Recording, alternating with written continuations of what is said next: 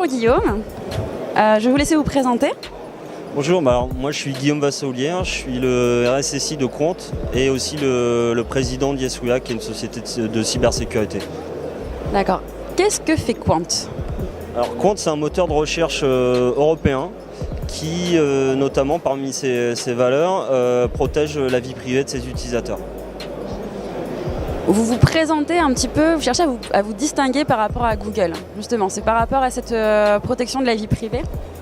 Google ou autre, puisque aujourd'hui en fait on crée beaucoup de données sur internet, souvent à l'encontre de notre vie privée. Donc nous on a voulu en fait réinstaurer un rapport de force, notamment en créant un moteur souverain européen et qui respecte la vie privée de nos utilisateurs en ayant des moyens techniques derrière, des équipes techniques, des moyens techniques, une cybergouvernance adaptée à la protection de la vie privée, à la sécurité. Et on n'a pas de vie privée sans une fondation solide de notre sécurité. Donc en fait c'est un ensemble qui permet en fait derrière de créer des produits qui ont des valeurs et notamment autour de la vie privée de nos utilisateurs. D'accord. Alors du coup comment est-ce que, parce que j'imagine quand même que vous stockez les données, et comment vous assurez cette sécurité? Alors on stocke les données sont anonymisées en fait à la volée, nos utilisateurs, donc en fait au final on stocke très peu de données, on fait de la data minimisation, on appelle ça, et derrière comment on assure la sécurité, en fait c'est un ensemble d'acteurs, donc ça va du juridique à tout ce qu'on va appeler un DPO, un correspondant informatique et liberté, donc tout ce qui est lié à la CNIL, et aussi sur des points techniques, donc c'est-à-dire audit de code, process adapté, on va dire, à une start-up, à un système de sécurité opérationnelle agile en faisant des audits. Il faut savoir qu'en fait, les équipes de sécurité de Quant, ça représente 10% de la masse salariale aujourd'hui de Quant, donc c'est énorme. Un petit peu moins maintenant parce qu'on a beaucoup recruté aussi, mais c'est pas exponentiel.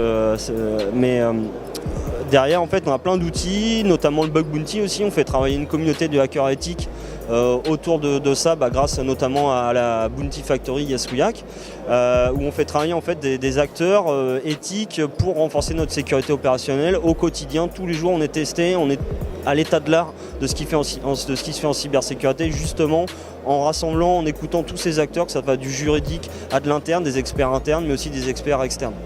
D'accord, je vais juste vous demander de définir rapidement le Bug Bounty. Le Bug Bounty, c'est simple, c'est comme à l'époque du Far West, c'est des chasseurs de primes et là c'est des chasseurs de bugs. Donc en fait, les hackers éthiques sont rémunérés à la prime, c'est-à-dire au bug et en fonction de sa criticité. C'est le premier qui trouve qui remporte la prime.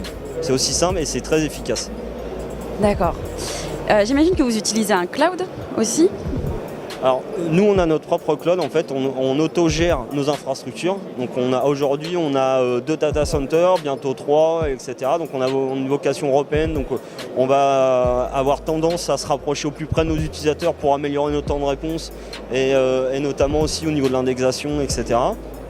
Donc oui, on a un cloud on va dire privé, on appelle ça plutôt privé. On utilise aussi des clouds publics plutôt pour de la supervision, des besoins un peu plus spécifiques. Donc voilà, tout ça, ça rentre aussi dans notre politique de respect de la vie privée, toujours avoir la main sur nos infrastructures. C'est pour ça que nos données sont gérées par nous, sont stockées et sécurisées sur nos data centers et nos infrastructures qu'on gère nous-mêmes. D'accord. Et là, il y a le cloud hybride qui apparaît un petit peu. Qu'est-ce que vous pensez de ce cloud hybride, justement, vous qui utilisez à la fois, qui avez finalement un cloud privé et qui utilisez du cloud public? Est-ce que c'est quelque chose que vous comptez utiliser par la suite? Aujourd'hui, potentiellement, on pourra l'utiliser pour de la montée de charge. C'est pas le cas puisqu'on arrive à anticiper nos besoins au niveau infrastructure, mais ça peut être une solution. Et on a aussi des clouds, on va dire plutôt externes sur de la R&D, sur des choses très spécifiques. Donc voilà, en fait, la technologie, il faut l'adapter à notre besoin, il ne faut pas faire n'importe quoi. Donc nous, on a notre ligne directrice, c'est la vie privée, c'est tous ces aspects-là, la sécurité, et en fonction des niveaux de risque, en fait, on va calculer nos risques et en fonction de ça, on va déployer en interne, en externe ou sur du bar métal à d'autres endroits. Enfin voilà, tout ça, c'est adapté en fait à notre gestion de risque, à notre cybergouvernance globale au sein de Quant en fait. D'accord, merci beaucoup Guillaume.